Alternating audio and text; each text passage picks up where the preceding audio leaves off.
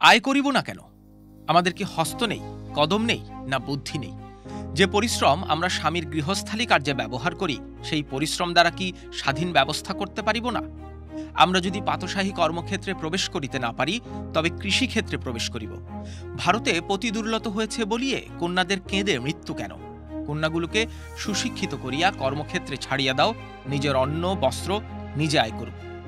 বেগম রোকেয়া যখন কথাগুলো লিখেছিলেন, অক্সফোর্ড ডিকশনারিতে তখনও ফেমিনিজম বা নারীবাদ শব্দ অন্তর্ভুক্ত হয়নি। এমনকি ইংরেজি ভাষায় শব্দটির প্রচলনের আগেই জন্ম নিয়েছিলেন বেগম রোকেয়া। ফরাসি দার্শনিক ইউটোপিয়ান সমাজতন্ত্রী চার্লস ফুরিয়ার যখন নারীবাদ ধারণা প্রবর্তন করেন, তার কয়েক দশক পরেই জন্ম হয় এই নারীর। সে সময় বাঙালি সমাজে মেয়েদের লেখাপড়া প্রায় নিষিদ্ধ, তাও প্রায় ১৫০ বছর আগের কথা। রংপুরের মিঠাপুকুরের প্রত্যন্ত গ্রাম পায়রাবন্দে জন্ম নিল এমন একজন মানুষ, যিনি সমাজের চৌহদ্দি ভেঙে সামনে এগিয়ে যেতে চেয়েছিলেন।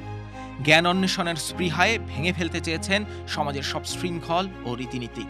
হয়ে উঠেছিলেন নারী জাগরণের অগ্রদূত। প্রবল পুরুষতান্ত্রিক রক্ষণশীল সমাজ ও পরিবারকে প্রতিনিয়ত প্রশ্ন করেছেন, এমন সব প্রশ্ন যা সে সময় উত্থাপন করাই ছিল ভীষণ সাহসের কাজ। প্রাতিষ্ঠানিক শিক্ষার সুযোগ না পেলেও চার দেয়ালের ভেতরেই বড় ভাইয়ের কাছ থেকে শিখেছিলেন উর্দু, বাংলা, আরবি, ফার্সি। পরে তার শিক্ষার সহযাত্রী হয়ে ওঠেন স্বামী সাখাওয়াত হোসেন। নারী জাগরণে তার কলমের যে যাত্রা শুরু হয়েছিল, তা চলেছে আমৃত্যু। নারী পুরুষ স্বামী স্ত্রীর যে প্রথাগত সামাজিক আচার, তার বিপরীতে গিয়ে বলেছেন সমান প্রাপ্যের কথা। রোকেয়া তার অর্ধাঙ্গী প্রবন্ধে স্বামী স্ত্রীর তুলনা দেন এইভাবে: স্বামী যখন পৃথিবী হইতে সূর্য ও নক্ষত্রের দূরত্ব মাপেন, স্ত্রী তখন একটা বালিশের কভারের দৈর্ঘ্য প্রস্থ মাপেন।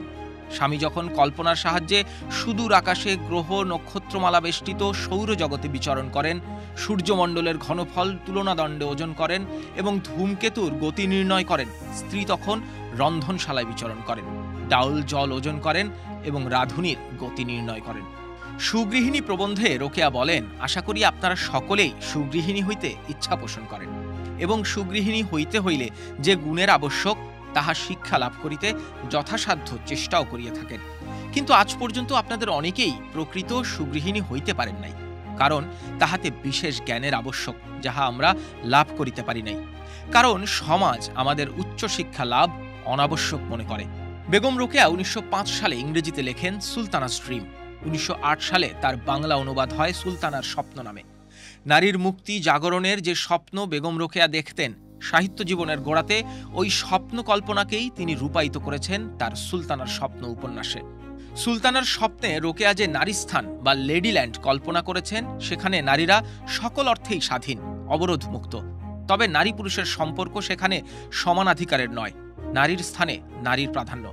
নারীস্থান নামে যে নারী শাসিত স্বপ্নরাজ্যের ছবি তিনি এঁকেছেন, তা সব দিক থেকেই শ্রেষ্ঠ। সেখানে কখনো মহামারী হয় না, মশার কামড় নেই, অকাল মৃত্যু হয় না বললেই চলে, এবং পুরুষ জাতি শৃঙ্খলাবদ্ধ থাকায় চুরি, ডাকাতি, হত্যাকাণ্ড ইত্যাদি নেই বলে পুলিশ ম্যাজিস্ট্রেটেরও দরকার পড়ে না। তার ভাষায় স্বয়ংসম্পূর্ণ। সেখানে নারীরা নারী বেশে রাজত্ব করেন। মূলত পুরুষ শাসিত সমাজে নারীর ওপর সমাজ তথা পুরুষের অবিচার ও নিপীড়নের প্রতিবাদ হিসেবে এবং নারীকে তার সক্ষমতায় বিশ্বাস জন্মাতে এরকম নারীস্থানের স্বপ্ন দেখেন। পাশাপাশি সমাজের উন্নতির জন্য নারী ও পুরুষের সম অংশীদারিত্বের কথাও বলেন। বেগম রোকেয়া মারা যান ৯৩ বছর আগে। আমৃত্যু তিনি নারীর শৃঙ্খল ভাঙার স্বপ্ন দেখিয়ে গেছেন, অথচ আজও নারীর কাঙ্ক্ষিত মুক্তি আসেনি। ২০২৫ সাল যখন শেষ হচ্ছে, তখনও বিশ্বজুড়ে নারী মুক্তির আলাপ রাজনীতি আর সমাজের প্রধান বিষয়। বেগম রোকেয়া সুলতানার স্বপ্নের ছবি এঁকেছেন, কিন্তু তা বাস্তবায়নে নারীকে বহু দূরের পথ পাড়ি দিতে হচ্ছে আজও। শিক্ষা, কর্মক্ষেত্র, রাজনীতি, বিজ্ঞান সহ সকল খাতে নারীর অংশগ্রহণ বেড়েছে সত্য, কিন্তু নারীর মুক্তি মেলেনি মানুষ হিসেবে। বেগম রোকেয়া যদি বেঁচে থাকতেন, কি হতো তার ২০২৫ সালের সুলতানাস ড্রিম?